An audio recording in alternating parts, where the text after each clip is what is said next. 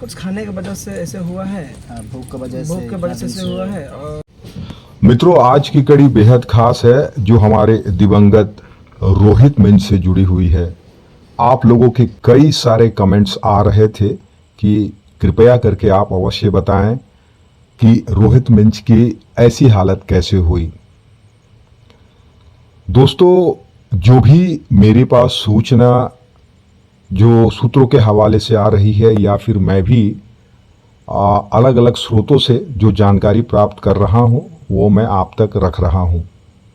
आज की इस वीडियो में उनके परिवार के जो लोग, इसमें उनकी संख्या बल 6 थी, रोहित के पार्थिव शरीर को लाने के लिए वो अपने गांव से निकलते हैं। राउरकेला स्टेशन से होते हुए रायगढ़, फिर रायगढ़ से विजयवाड़ा और विजयवाड़ा से पुनः खम्मम स्टेशन पहुंचते हैं।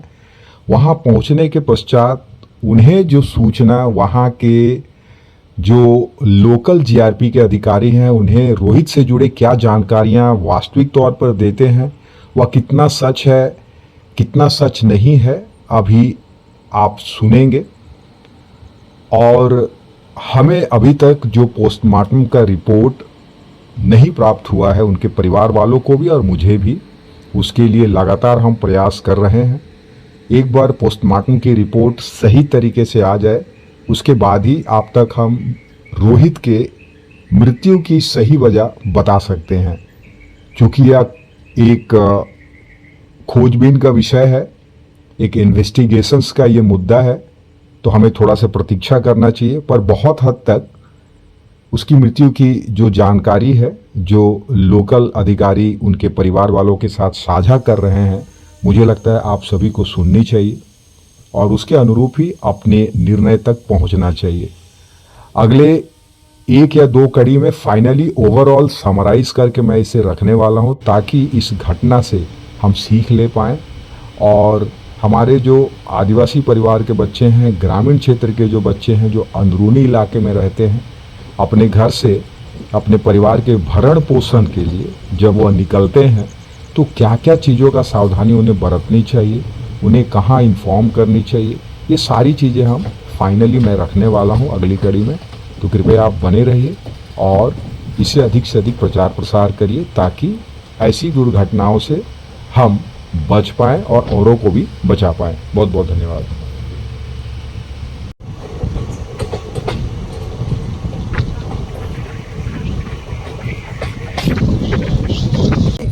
जब ये घटना घटा, यहाँ से 1000 किलोमीटर दूर बाबू का पार्थिव शरीर प्राप्त हुआ। मेरे माध्यम से हमारे दोस्तों ने वहाँ पर मदद किया। अभी जो गए थे उनमें से ये बाबू भी है हमारे बीच। कार्तिक बाबू, क्या नाम है आपका? सबसे पहले तो आपका विलेजर एक्सप्लोर चैनल को सबसे पहले मैं धन्यवाद देना चाहूँगा। और मेरा नाम अशोक पन्ना है। हम लोग यहाँ से, हम लोग को जब कि उधर से फ़ोन भैया को मिला, फ़ोन उधर से आरपीएफ लोन किए भैया को, ये मेरे को बोले कि ऐसा सा बात है दादा, आप कहाँ पे है? तो बोला, हम बोले कि नहीं, हम कुछ काम में है। क्या हुआ, मेरे को खुल करके बताइए। तो मेरे को बोला कि नहीं, रोहित मिंज का तो वहाँ पे डेड बॉडी मिला है बलाई से, तो कैसा करना है, क्या करना है? तो मैंने इसको बोला कि चलो ठीक है, पहले हम लोग इन्फॉर्मेशन देने के लिए हम लोग पहले जीआरपी थाना जाएंगे। तो हम लोग वहाँ पे 4 आदमी चले गए जीआरपी थाना जाने के बाद वहाँ पे हम लोग पूछताछ किए कि सर, हम लोगों का जो भी मिसिंग लेटर दिया हुआ था बच्चा का, तो वो हम लोगों का डेड बॉडी खम्बम बोल के स्टेशन में मिला है। तो इसके लिए हम लोगों को प्रोसेस कैसा है, किस तरीक़ा से हम लोग को वो जगह में पहुंचना है, हम लोग को कौन साथ देगा, हम लोग कैसे वहां तक पहुंचेंगे, इसके लिए हम लोग पूछे। तो लोग बोले कि ठीक है, ऐसा कुछ नहीं है, मिला तो तुम लोगों को जाना पड़ेगा, इतना करके तो बोला। उसके बाद हम लोग सडनली 6 मेंबर हम लोग यहाँ से निकले। ट्रेन में तो इतना भीड़ है, फिर भी हम लोग कोशिश किए, हम लोग को तो जाना ही है। जैसे भी हम लोग चले गए। जाने के बाद रात को हम लोग वहाँ 12:30 बजे पहुँचे। 12 बजे पहुँचने के बाद पहले हम लोग आरपीएफ पोस्ट में घुसे, सर लोग वहाँ थे। तो हम लोग को पूछे सर कि हम लोग ओडिशा स्टेट से आए हैं, राउरकेला से, हम लोग रोहित मीन्स का बाबा लोन है, पापा लोन है, भैया लोन है करके हम लोग उससे बताएं। तो उन्होंने बोले कि अभी तो जो हम लोग का इसका मैंने क्या बोलेंगे, जो जिम्मेवारी था सर का, वो सर तो नहीं है। आप लोग कल सुबह 9 बजे, 9:30 बजे करीब फिर से थाना आइए, ऐसा बात बोल के हम लोग को बोला कि ठीक है बोल के हम लोग भी वहाँ से फिर रात को वहाँ स्टेशन पर ही हम लोग 6 मित्र सब हम एक साथ में ही सोए। सोने के बाद सुबह उठे, सुबह उठने के बाद जब हम लोग फिर RPF बारेक JRP पुलिस के पास चले गए, चले जाने के बाद हम लोग पूछे कि सर हम लोग तो आ गए हैं। तो उन्होंने पूछा पहले तो तुम लोग नाश्ता वास्ता कर लिया, तो हम लोग नहीं किए, तो भी हम लोग हाँ कर लिए बोल के ऐसा हम लोग बताएं। उनके बाद हम लोग जब पुलिस वहाँ से हम लोग को पूछताछ कर रहा है, बोल रहा है कि ये मिसिंग लेटर कब का है, कब आ रहा था वो, कैसा हुआ, इस टाइप का वो सब पूछने लगा। तो हम लोग बोले सर कि डेट कितना तारीख था आ रहा था, तो 15 तारीख चेन्नई से आ रहा था, कौन सा गाड़ी में आ रहा था और कहाँ पे उतरा, वो सब हम लोग पूरा डिटेल्स उनको बताएं। बताने के बाद बोल रहे हैं कि आपका बेटा नहीं पहुंच पाया राउरकेला बोल के। तो हम लोग बोले नहीं रहेगा, स्टेशन में है वो, उतर गए। उसके बाद वो ईस्ट गया ना वेस्ट गया, हम लोग को वो लाइन पता नहीं है कि वो कौन रूट पकड़ के जा रहा है। बाद में हम लोग बताएं कि सर आप ही का थ्रू से, आप ही का मदद से आपका जो मैंने मेरा बेटा जो था उनका आधार कार्ड मिला, उन्हीं का आधार कार्ड से बाबा का नंबर, उसका पिताजी का नंबर था, तो वही नंबर से कॉल आया बोल के हम लोग को इतना जानकारी मिला था। और उन लोग बोले, उसके बाद हम लोग को बोला कि चलो यहाँ से अभी और उनका गवर्नमेंट हॉस्पिटल खम्बम में हम लोग को लेके चले गए। तो वहाँ कोई सर सब आया था हम लोग को हेल्प करने के लिए। उस सर लोगों को तो हम बहुत तहे दिल से हम आपको पता है वो लोग कौन थे कार्तिक? धन्यवाद देना चाहूँगा जी। राहुल बोल के नाम है, वो मेरा दोस्त है जी। और बाकी उसके साथ 2 फ्रेंड थे, हम लोग को हेल्प किया। और वहाँ का विधायक ने क्या आया था, हम लोग को 10,000 रुपये दिया था कि उसमें से हम लोग आइस और बॉक्स नहीं किए बनाए, और खाने पीने के लिए भी वही सब खर्चा किया। बहुत हेल्प किया। और सर का नाम अभी जैसे बोल रहा है कि कार्तिक राहुल सर थे, तो राहुल सर को और उनका साथ में जो भी बड़े भाई होंगे या तो छोटे भाई होंगे, हम लोग का टीम के तरफ से हम बहुत मैंने धन्यवाद देना चाहूँगा सर सबको। और उन लोग की थ्रू से ही हम लोग को चलना पड़ा। वो लोग बताएं कि वही लोग हम लोग को ऑटो में बैठाए, ऑटो में बैठाने के बाद वो मॉर्चरी हाउस में वो लोग ले गए और देखो ये तुम्हारे लड़का है कि नहीं है बोल के। तो हम लोग जब वो लोग ड्रॉर खोल के ऐसे दिखाए ना, तो सच में हमारे ही लड़का था। तो हम लोग देखने के बाद सर तो अभी आए नहीं है, तो अभी पोस्टमार्टम थोड़ा टाइम लगेगा बोल के बोले। उसके बाद वो लोग हम लोग को फिर बोले खाना वाना खा लो बाबू, थोड़ा टाइम है। खाना वाना खाने के लिए फिर हम लोग को वो लोग लेके चले गए, खाना खिलाएं। इतना अच्छा तरीक़ा से वो लोग हम लोग को रिस्पेक्ट किए। राउरकेला से आए, कितना किलोमीटर से आए, मैंने 1100 किलोमीटर लगभग हम लोग बताएं।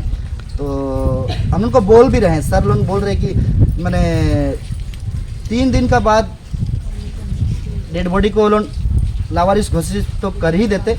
अच्छा हो गया बाबू, तुम लोग जितना भी है अपना बच्चा के लिए कि अपना भाई के लिए आप लोग इतना मेहनत करके इतना दूर से ये जगह में पहुंच पाए, वही हम लोगों को भी अच्छा लग रहा है करके बोले। उनके बाद वो लोगों का थ्रू से हम लोगों को बोला कि चलो हम लोग को जितना भी मदद जो भी हम लोग को खिलाएं या तो मदद किए। बाद में वो सर सब बोले कि नहीं, हम लोगों का ये खम्बम डिस्ट्रिक्ट का या तो विधानसभा का एक विधायक था। तो हमको सर सब बोला, साइड से बोला कि सर आ रहे हैं, ठीक है। हम बोले कि चलो ठीक है। पहुंचने के बाद हम उनका जो भी हम लोग धन्यवाद या तो सर नमस्ते प्रणाम कुछ भी हम लोग अपना कर ही लिए। करने के बाद वो अपना उस सब का भाषा में बातचीत कर रहा था, वो तो हम नहीं समझ नहीं पाए। उनके बाद वो हम लोग का सहायता राशि है, वो हम लोग को 10,000 रुपीज़ मेरे हाथ में ही पकड़ा दिया कि बाबू तुम लोग इतना मेहनत करके आए हो, रास्ता घाट में कुछ भी हो तुम लोग खाओ पियो या तो कुछ भी कैसा करना है, तुम लोग इतना मैंने सपोर्ट कर रहा है। एक अपना गांव का बेटा के लिए, ऐसा बोल के हम उनको फिर बोले और हम लास्ट में हम उनको धन्यवाद दे के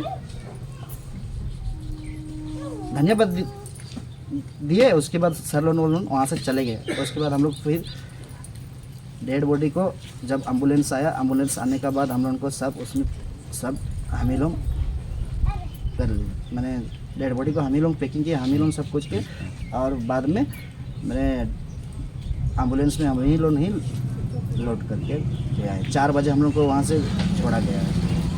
कार्तिक, जो वहाँ पे जो राहुल भैया थे और साथ में वो लोग थे, आप लोग को पता है कि बाबू के साथ एक्चुअली क्या घटना घटा होगा उस स्टेशन पे?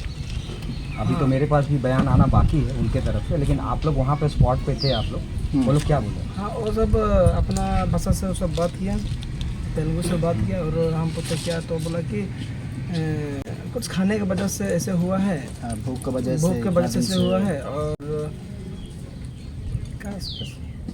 गोदावरी एक्सप्रेस से वो गिर गया है बोल के बोला। तो हम पूछे कि सर गोदावरी एक्सप्रेस से आ रहा था तो गाड़ी का रनिंग कितना का स्पीड में था? मैंने पूछा सर को कि गाड़ी का रनिंग कितना स्पीड मतलब रायगढ़ स्टेशन से जो है गोदावरी एक्सप्रेस में वो बाबू बैठ गया था गलती से?